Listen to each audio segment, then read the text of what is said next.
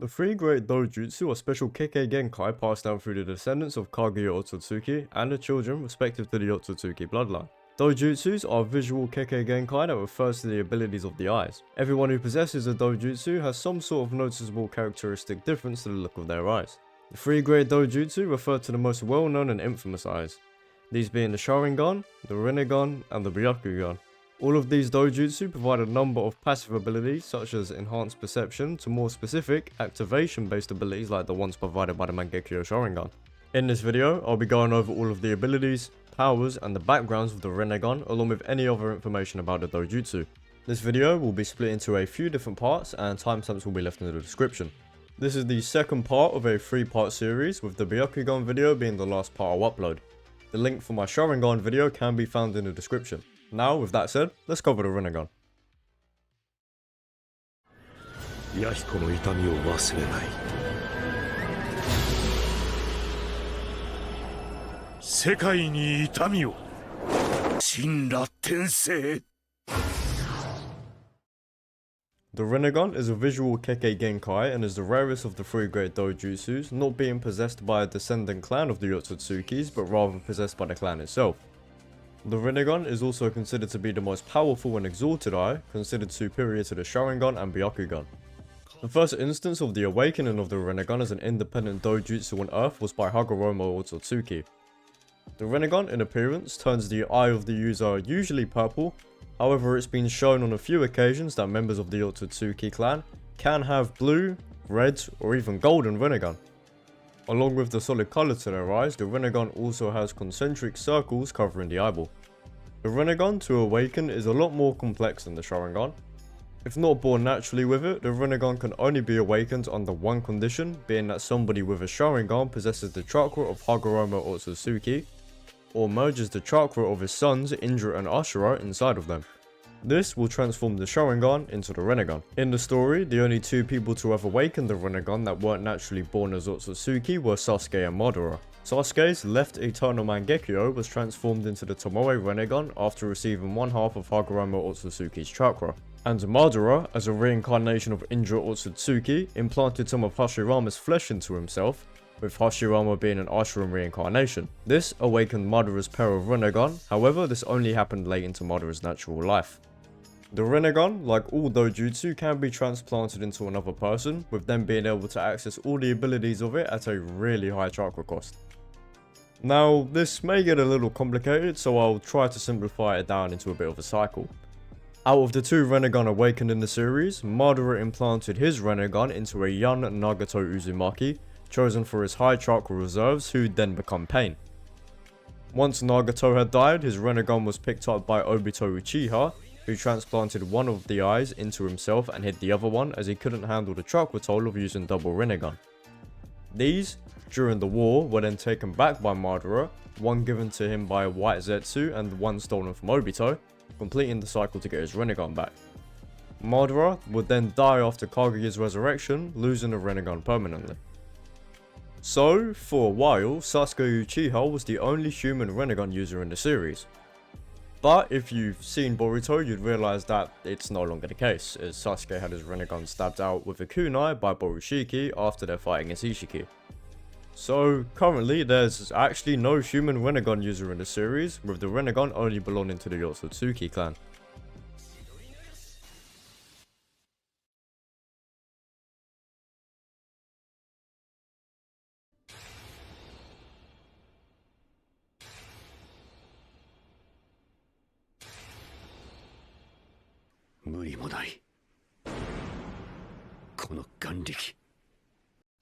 The base abilities of the Rinnegan are pretty much the same as the Sharingan, however significantly more advanced and holding a lot more chakra in it.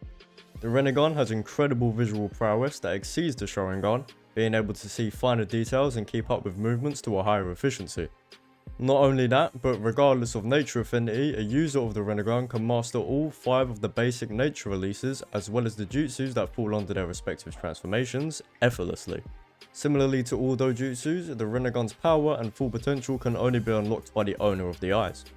As with the Mangekyo Sharingan, it's been seen that some Rinnegan possess abilities that are unique to the individual. Some of these examples are Sasuke Uchiha, who can use the Ame no Techikara, which is an ability that lets Sasuke instantly switch places with an object or person near him. He can also teleport to different dimensions with it by activating portals. Not only that, but Sasuke's Rinnegan has access to all of his Mangekyo abilities. Madara Uchiha, who can use Limbo clones, which are clones of Madara that he can spawn in a different dimension. These clones are invisible to those without some form of 6 Paths chakra or Rinnegan. They can also only be damaged by using 6 Paths chakra. And Momoshiki Otsutsuki, who can use Takumi Musobi no Kami, which allows him to absorb all ninjutsu with his right hand and release an amplified version of it with his left.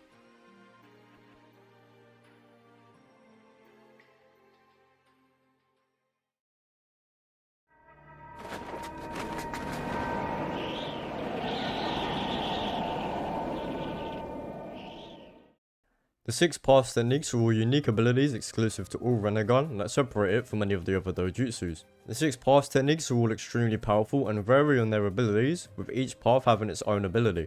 These are all able to be accessed from a single Rinnegan. The best utilization of these abilities were from Nagato Uzumaki, under the name Pain, when he split the abilities of the Rinnegan's 6 Paths into 6 separate bodies that he controlled through black chakra receivers. The 6 Paths are named the Diva Path, the Ashura Path, the Human Path, the Animal Path, the Praetor Path, and the Naraka Path. Firstly, the Diva Path of the Rinnegan gives the user the ability to manipulate attractive and repulsive forces.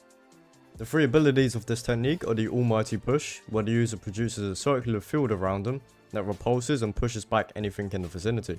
The Universal Pull, that attracts whatever the user wants within a certain area, be it a person or an object.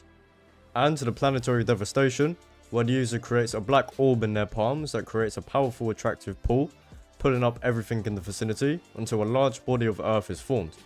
The size is usually referred to as a satellite, which means it's around the size of a meteor to the size of the moon. The range and effectiveness of these abilities all depend on the amount of chakra funneled into the techniques. Next, the Ashura Path. The technique of the Ashura Path, to put it simply, is mechanically and scientifically turning your body into a weapon. Through this path, a user of the Rinnegan can change their body to summon a variety of advanced weapons and armor.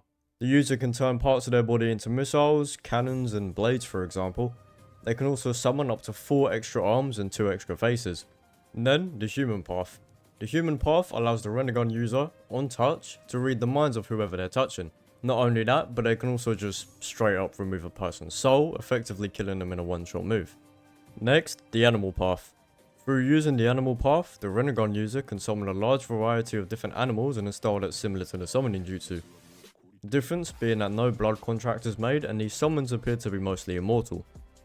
These summons also have their eyes in the pattern of the Rinnegan. And then the Praetor Path. The Praetor Path allows the Rinnegan user to absorb all ninjutsu techniques as well as all other forms of chakra. Usually this is by a barrier around the user that absorbs the chakra of anything that touches it or tries to go through it.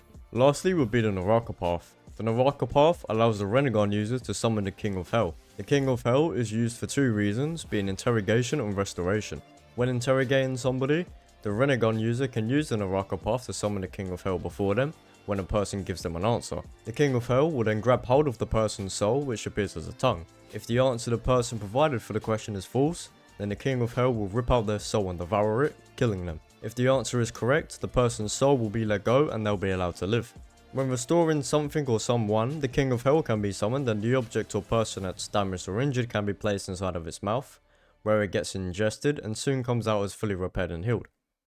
And that makes up all of the 6 path techniques. However, there's actually one more path called the Outer Path. The Outer Path is the 7th of the 6 paths and has a few uses. Using this path, the user of the Rinnegan has access to the Samsara of Heavenly Life technique. This technique allows the user to revive those who were deceased through the King of Hell, releasing their souls back to their bodies. However, if used, the technique will take the life of the user. Along with this, they are also able to manifest black chakra receivers that they can use to control targets once impaled, or used as an offensive weapon. Lastly, in the Outer Path, the user gains access to the chakra chains of the Gedo statue. These chains possess a cursed seal and are tightly binding and even strong enough to suppress the power of the tailed beasts.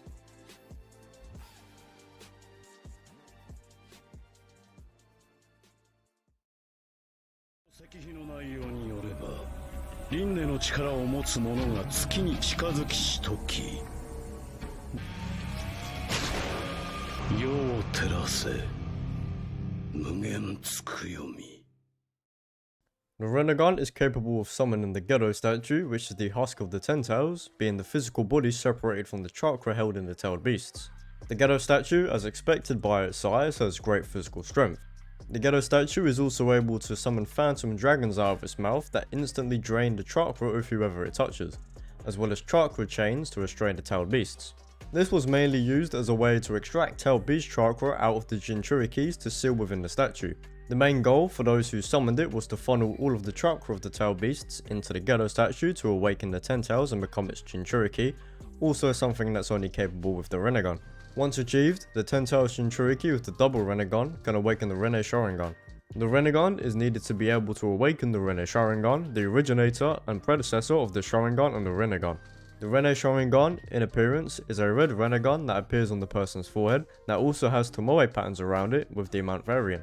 While not having a concrete answer for how to awaken the Rinne-Sharingan, it's said that when a person who possesses their own double Rinnegan approaches the moon, they awaken the Rinne-Sharingan.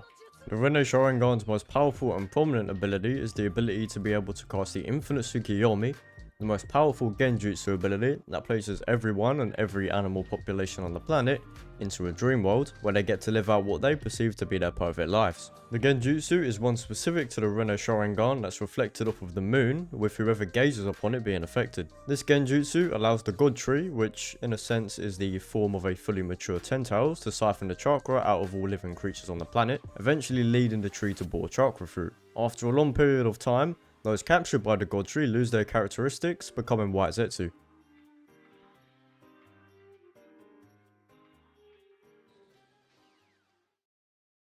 And that about covers everything to do with the Rinnegan. If there's anything I've left out or things that I may have gotten wrong, please leave them in the comments, and if I see something I didn't mention in the video, I'll pin it at the top of the comment section. Also, I'm always looking for new video ideas, and if you have anything you want me to cover, whether it be Naruto related or another series altogether, feel free to leave your suggestions in the comments. If you enjoyed the video, I'd appreciate it if you can consider dropping a like on the video and subscribing, and that's all from me, so I'll see you guys in the next video.